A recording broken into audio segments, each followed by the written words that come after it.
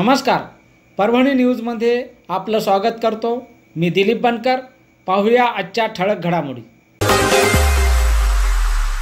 सहाय्यक उपनिबंधक गायकवाड यांचा लोकस्वातंत्र्य पत्रकार महासंघाच्या वतीने नुरुद्दीन सिद्दीकीकडून सत्कार।